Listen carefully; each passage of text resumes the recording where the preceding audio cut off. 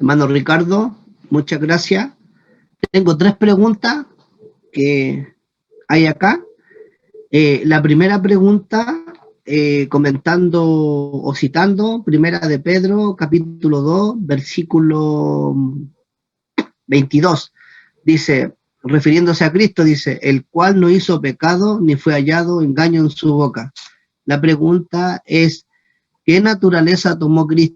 ¿La naturaleza antes de Adán o la naturaleza después que Adán pecó?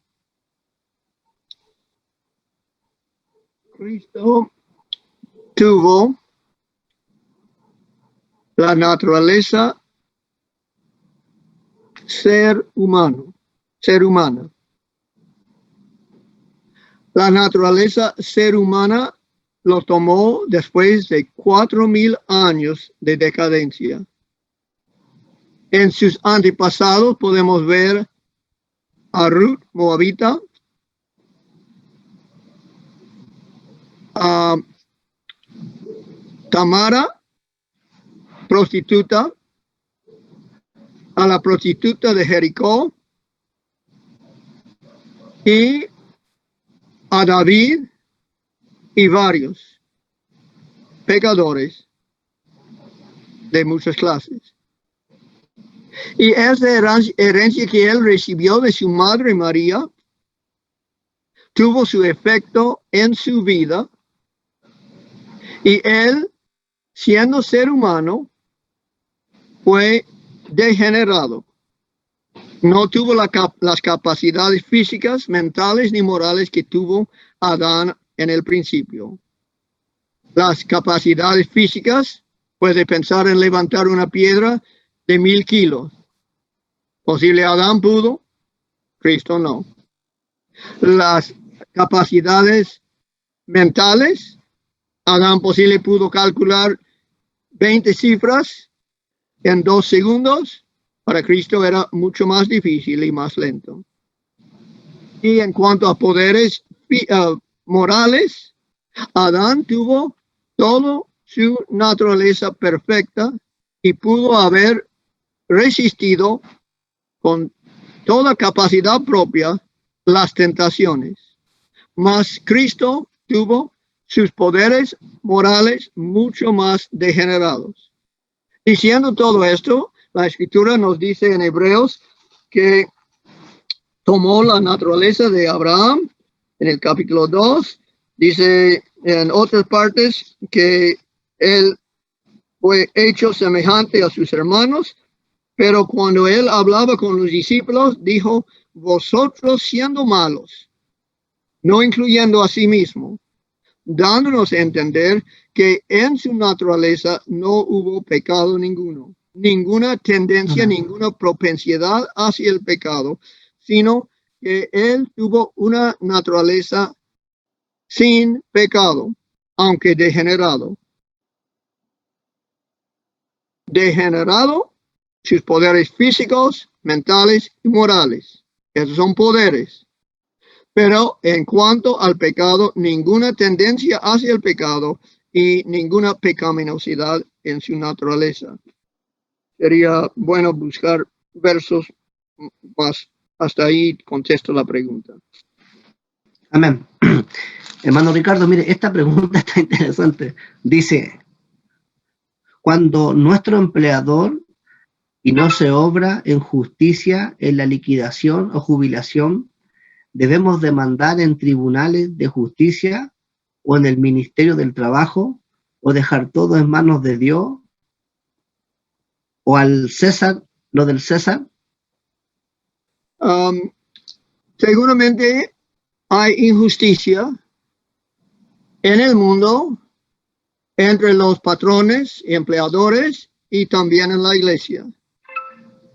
En el mundo vamos siempre a encontrar injusticia.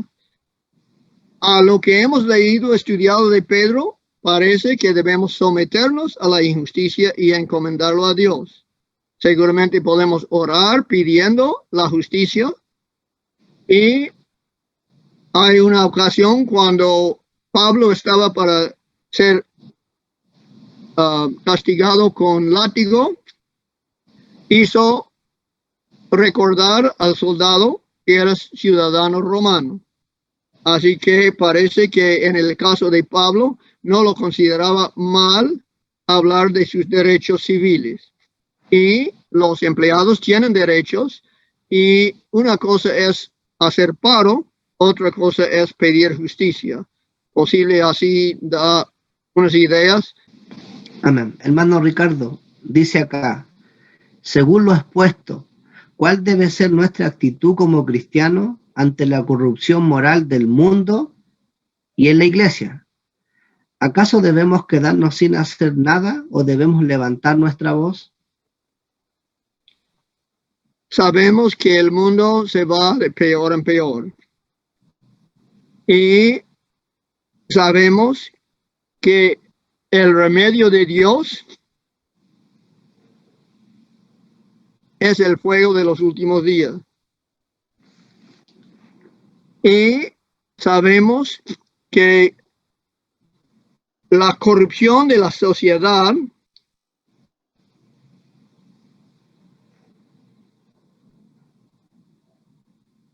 lo que hemos estudiado anteriormente en Pedro debe ser controlado por las leyes civiles.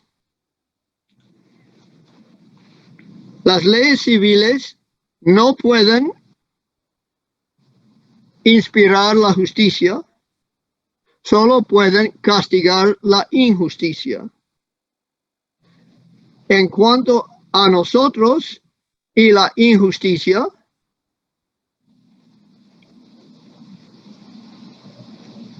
nuestra posición es de que la justicia viene únicamente por medio de predicar el Evangelio.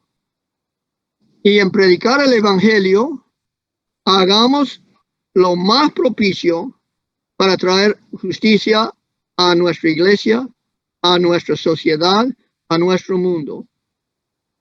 Y como he mencionado, los paros, las protestas en las calles parecen que no son recomendados de parte de Dios para el cristiano. Perfecto. Hermano Ricardo, la otra pregunta dice, ¿hay que hacer frente a la apostasía o dejar todo en manos de Dios? ¿En la apostasía alfa y omega? La apostasía. Cristo oponía a la corrupción de la iglesia. Él 2 veces hizo limpieza del templo y él mostraba o punteaba la hipocresía de los líderes en su tiempo.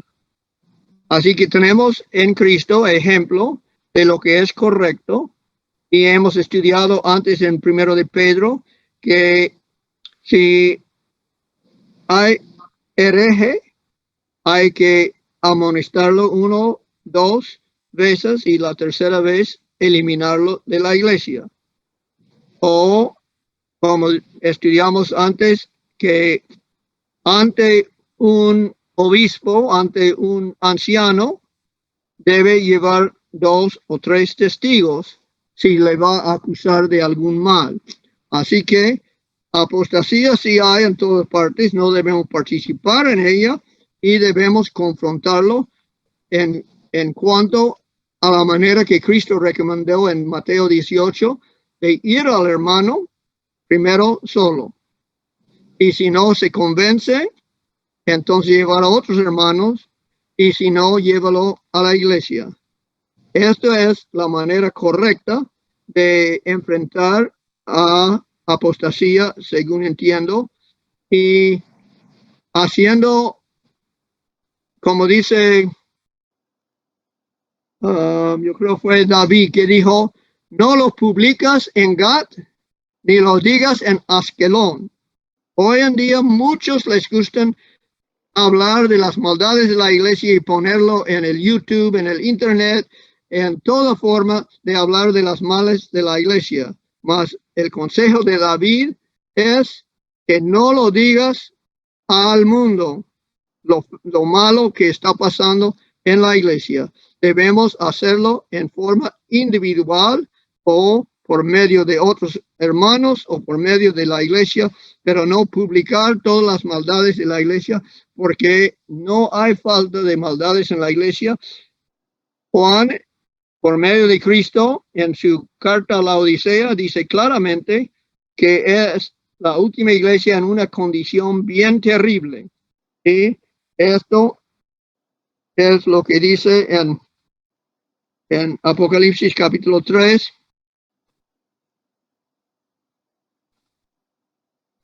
Capítulo 3 de Apocalipsis, en la carta de Cristo a su querida novia. La última fase de su novia se llama la Odisea, y dice, y le escribe el ángel a la iglesia en la Odisea: he aquí el amén, el testigo fiel y verdadero, el principio de la creación de Dios, dice esto: yo conozco tus obras, que ni eres frío ni caliente, ojalá fueses frío o caliente. Pero por cuanto eres tibio y no frío ni caliente, te vomitaré de mi boca. Porque tú dices, yo soy rico y me he enriquecido, y de ninguna cosa tengo necesidad, y no sabes que tú eres un desventurado, miserable, pobre, ciego y desnudo. Es la descripción de nosotros como iglesia en los últimos días: desaventurado, miserable, pobre, ciego y desnudo. Pero Dios no quiere, Cristo no quiere vomitar a su novia. Es la iglesia con quien él se va a casar, y por eso dice en el verso 18 de Apocalipsis 3: por tanto yo te aconsejo que de mí compres oro refinado en fuego, para que seas rico, y vestiduras blancas para vestirte, no se descubra la vergüenza de tu desnudez, y unge tus ojos con colirio para que veas. Esto no nos dice que debemos hacer una protesta abierta, que debemos publicar las maldades de la iglesia. Esa es la recomendación de Cristo, porque cada uno somos parte de esta condición. Y dice: yo reprendo y castigo a todos los que amo. Sé pues celoso y arrepiéntete. He aquí, yo estoy a la puerta y llamo. Si alguno oye mi voz y abre la puerta, entraré a él y cenaré con él y él conmigo. Es el consejo en cuanto a la corrupción de la iglesia. Mire la siguiente pregunta, dice: ¿la descripción de un gobierno teocrático se puede entender en los libros del Pentateuco?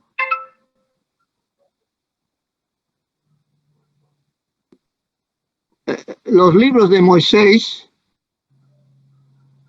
hablan de un gobierno teocrático. Eso no tenemos ahora en el mundo. Así que ningún gobierno, que sea de Venezuela o que sea de los Estados Unidos, es gobierno dirigido por Dios. Dios pone reyes y quita reyes, pero ahora no tenemos, como tuvieron en los tiempos de Moisés, una teocracia. Yo no sé si esto da contestación a esta parte.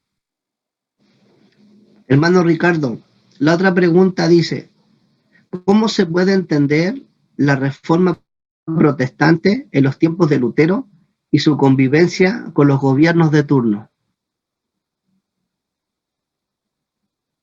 ¿Convivencia entre qué y qué? Convivencia con los gobiernos de turno. O sea, que cómo se puede entender la reforma de Lutero con los gobiernos que gobernaban en ese entonces, en ese momento. El mensaje de Lutero fue un mensaje en cuanto a la verdad bíblica, y esto era su protesta en cuanto a doctrinas de la iglesia, y él llevaba su mensaje por donde quiera que pudo llevarlo, y también fue publicado. Esto no veo como combatir contra el gobierno.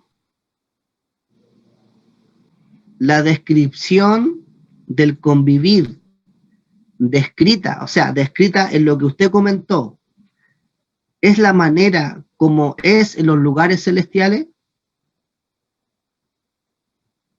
Bueno. En los lugares celestiales hay sumisión. Dice la Escritura que Cristo mismo se va a someterse al Padre. Así que sí hay sumisión en los lugares celestiales, en la vida eterna habrá sumisión, y ahora Pedro está proponiendo sumisión de empleados a su patrón, a su amo.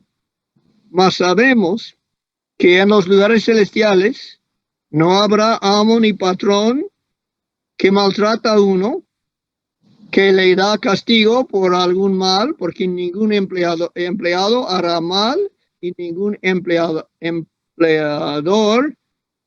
hará mal, así que será la pura perfección y el someternos a Él que está puesto por encima de nosotros será un puro gozo.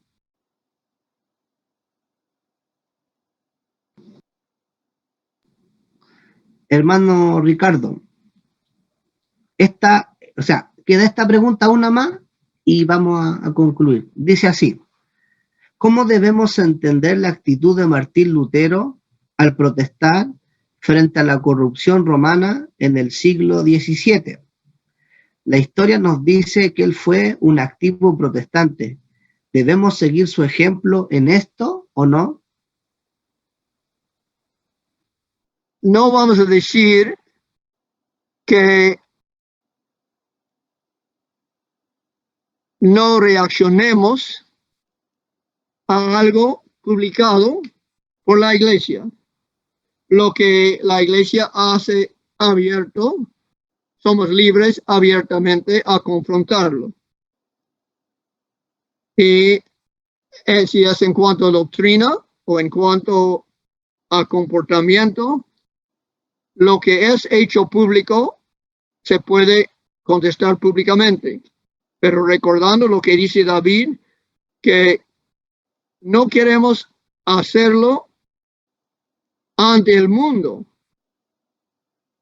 Puede ser que el mundo sepa, pero nuestro deseo es la purificación de la iglesia y no el derrumbar la iglesia. Y nuestra manera no debe ser de confrontar, sino de convencer. Público o con los hermanos en la iglesia, si algo está mal, nuestro deseo no es confrontar, sino convencer. Y nuestro ejemplo ayuda y nuestra predicación ayuda. Oremos. Padre nuestro, te damos gracias que nos has dejado en los libros de Pedro instrucciones para nuestra vida diaria. Y hemos visto que como empleados debemos estar sujetos con todo respeto a nuestros amos. Ayúdanos a comportarnos así para que podamos dar gloria a tu nombre y de ti recibir la recompensa que traerás en tu venida. Esto pedimos en el nombre de Cristo Jesús. Amén.